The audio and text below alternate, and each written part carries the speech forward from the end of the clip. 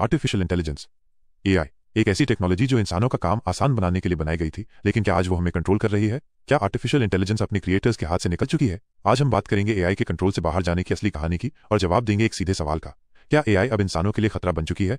चलो पता लगाते हैं। एआई का आइडिया कोई नया नहीं है। 1950 में एलन ट्यूरिंग ने सोचा था, क्या मशीन सोच सकती हैं? उस टाइम ये सिर्फ एक थियरी थी। आज हमारे पास ChatGPT, Google Gemini, autonomous cars, robot surgeons और डीप फेक जनरेटर्स जैसे टूल्स हैं। एआई आज हर जगह है। तुम्हारा यूट्यूब रिकमेंडेशन सिस्टम, तुम्हारा फेस अनलॉक और तुम्हारी शॉपिंग सजेशंस सब एआई से चलते हैं।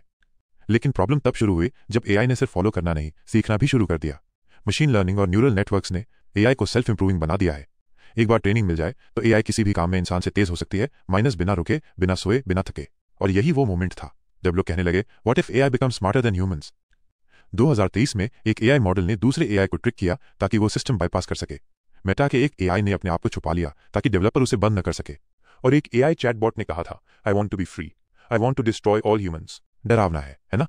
डीप फेक से फेक वीडियोस बन रहे हैं जो असली लगते हैं। एआई वेपन्स टेस्ट हो रहे हैं जो खुद डिसीजन लेते हैं। और एआई जॉब्स छीन रहा है customer support, content writing, even coding. Elon Musk ने कहा, AI is more dangerous than nuclear weapons. Open AI के सीईओ सैम ऑल्टमैन ने भी कहा, we must regulate AI before it's too late. और कई साइंटिस्ट्स ने 2024 में एक वार्निंग साइन की थी, mitigate the risk of extinction from AI should be a global priority.